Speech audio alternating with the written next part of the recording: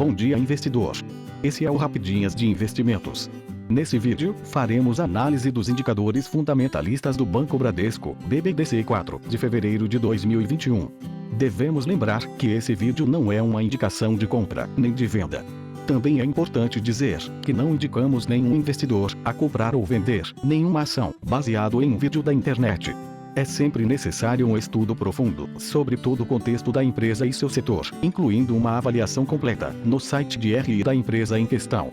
Agora vamos começar. Bradesco. Banco Bradesco S.A.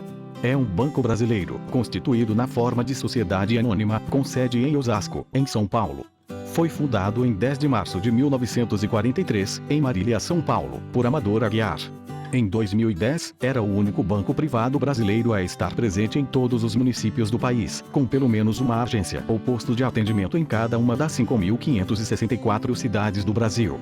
Conforme relatório integrado de 2018, os ativos totais do Banco Bradesco totalizaram 1,386 trilhão de reais. Agora, vamos iniciar a análise dos indicadores fundamentalistas do Bradesco. Para começar, vamos utilizar o site statusinvest.com.br, por ser um site bastante completo e principalmente gratuito, pelo menos até o momento da gravação deste vídeo. Vamos começar com algumas informações sobre as ações do Bradesco, BBDC4, e sobre o seu preço. Free Float. O Bradesco apresenta um Free Float de 62,17%. Ou seja, 62,17% das ações da empresa estão em livre negociação na Bolsa de Valores. Tag Along. Indica o grau de proteção ao acionista minoritário em caso de mudança dos grandes acionistas da empresa. O ideal seria que fosse de 100%. A empresa apresenta um Tag Along de 80%. Preço da ação. No dia em que o vídeo foi gravado, o preço estava em R$ 25,18. Ao avaliarmos o histórico do preço, percebemos que, assim como os outros bancos, o preço da ação do Bradesco ainda não se recuperou completamente da crise global de 2020. Em janeiro de 2020, a ação estava com preço de R$ 33,19. Porém, em março de 2020, a ação do Bradesco chegou a custar R$ 16,68. O preço segue oscilando a curto prazo. Agora, falaremos um pouco sobre os indicadores de valuation. Dividend Yield. O Dividend Yield dos últimos 12 meses está em 2,80%.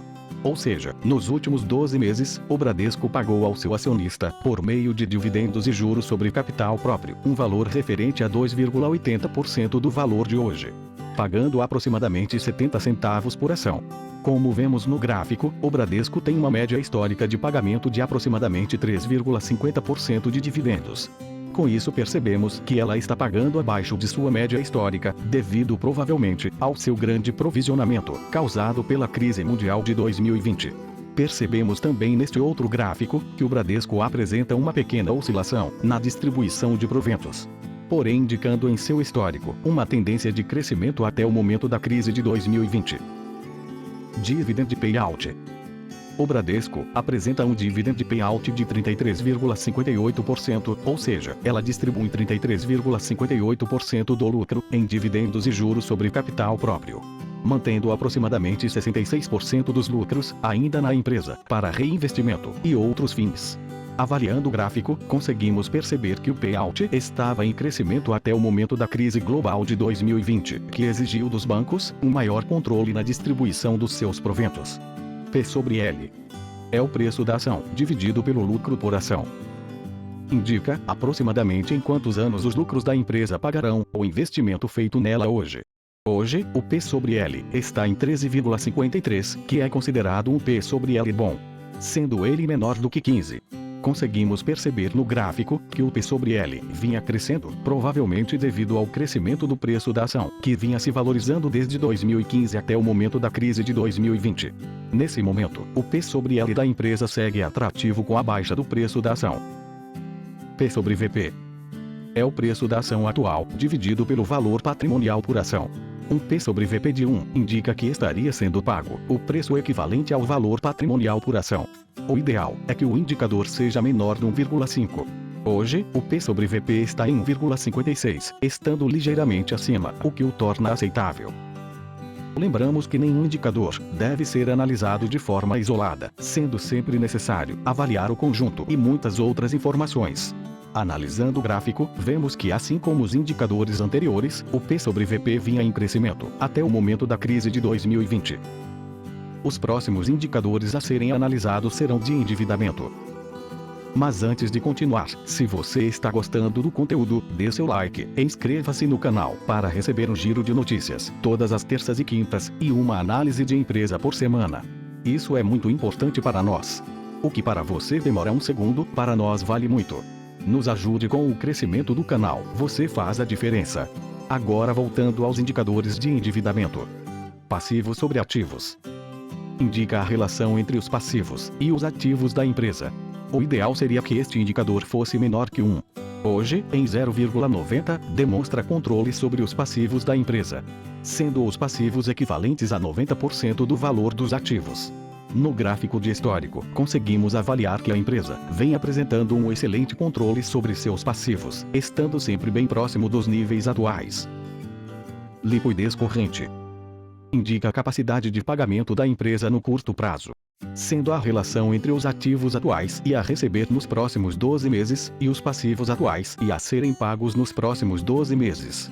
O ideal seria que estivessem acima de 1, indicando a possibilidade de pagamento dos passivos dos próximos 12 meses, com os ativos dos mesmos 12 meses. Hoje, encontra-se em 11,43. Melhor que o ideal.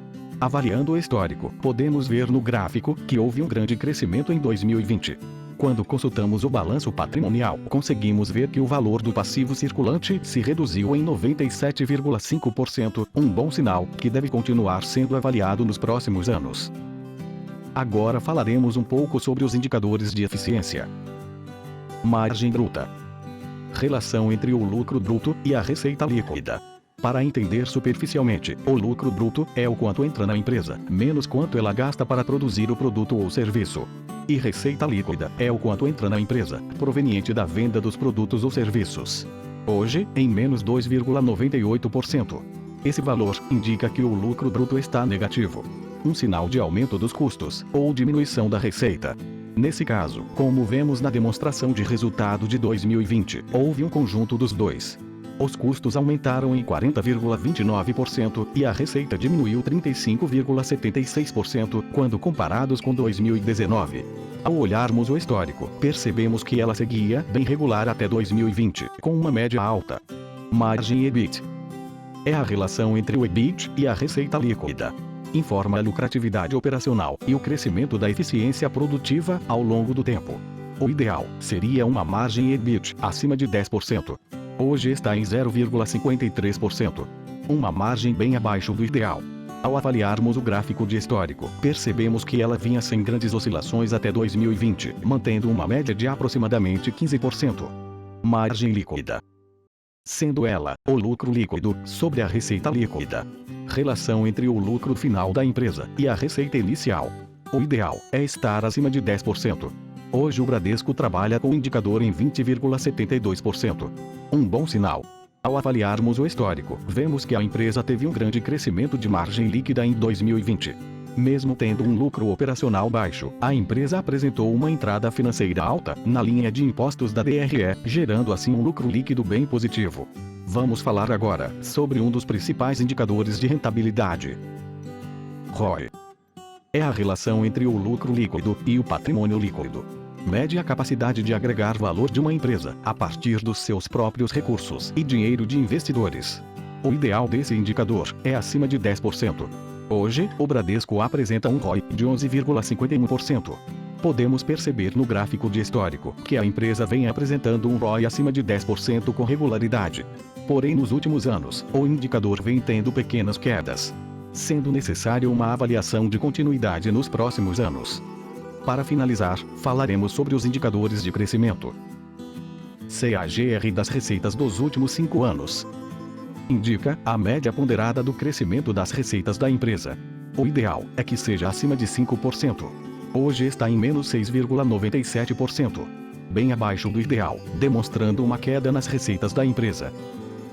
CAGR dos lucros dos últimos 5 anos. Indica a média ponderada do crescimento dos lucros da empresa. O ideal é que seja acima de 5%.